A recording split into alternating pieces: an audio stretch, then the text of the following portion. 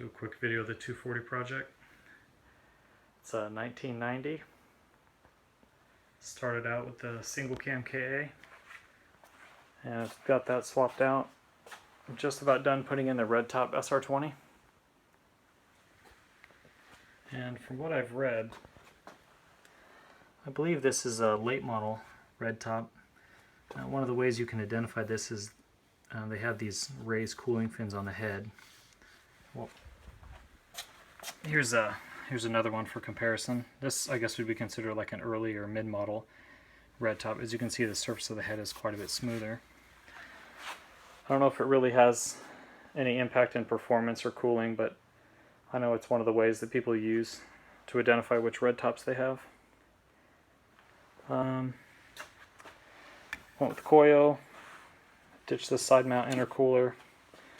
Wanted something a little nicer. Went with the Greddy.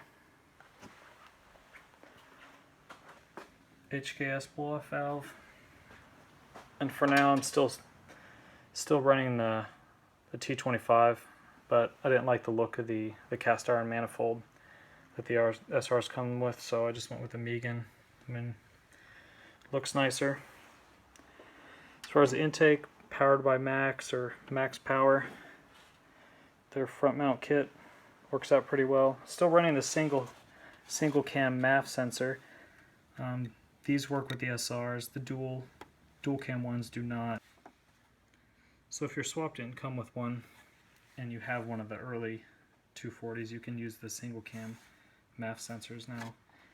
I haven't driven this car yet. I mean, I've been up and down the driveway a few times and runs and idles fine. So down the road I can always replace this if this isn't working out.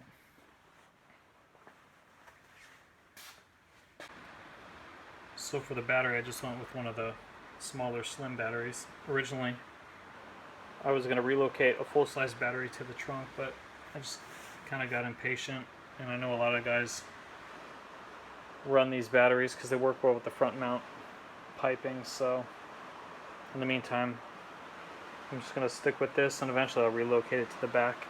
When I removed the battery tray, I did have some rust that I cut out, so once I relocate this, I'm going to patch this up and just make it look a little cleaner.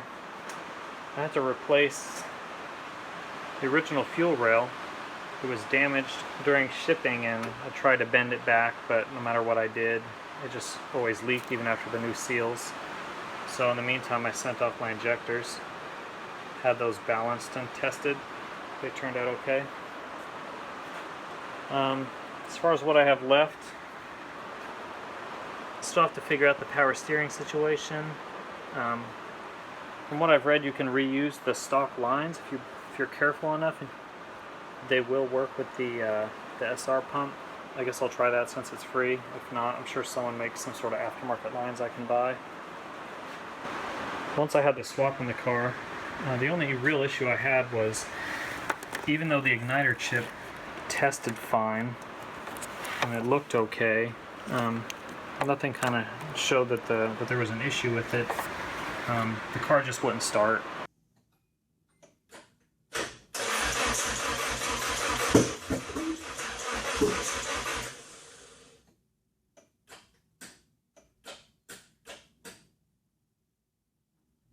So I just went ahead and bought another one, and once I got it, plugged it in, she fired right up. So I'm not really sure what was wrong with the original one, but that was kind of the issue I had with my swap. But other than that, it's pretty straightforward.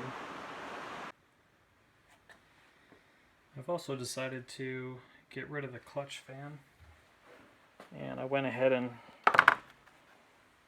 found a used Ford Taurus fan. I've seen a couple guys run these. The only problem that I can see is the high setting requires 50 amps, and a lot of the kits I've seen for sale can only use a 30 or 40 amp circuit. So I'll either just use the low speed, which it seems like it would be plenty, but I'd really like to have the option for a high speed.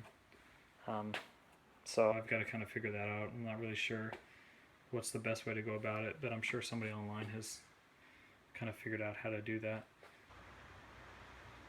So the exterior is not perfect, as you can imagine, but luckily the owner that used to have this just used it as a commuter. So for the most part it's pretty straight, but it does have the usual dings and scratches on the body that you would expect to find. I did have to replace the passenger fender.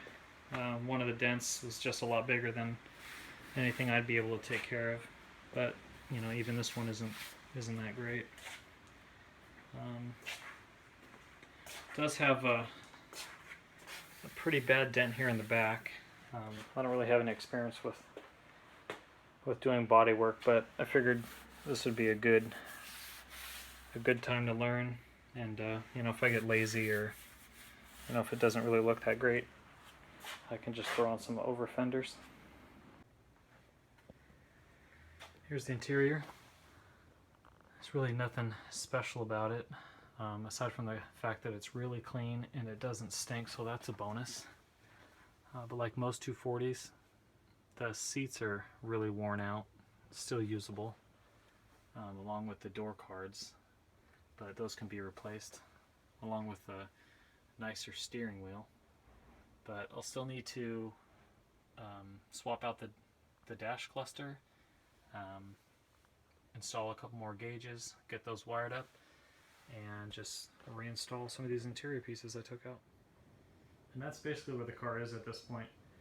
I do have a set of coilovers that I can install, but I'm debating on whether or not I should do the 5-lug swap now, because I'd really like to get a set of wheels. But the priority is just going to be to get the downpipe installed, get the exhaust on, and just get this thing on the road as soon as possible.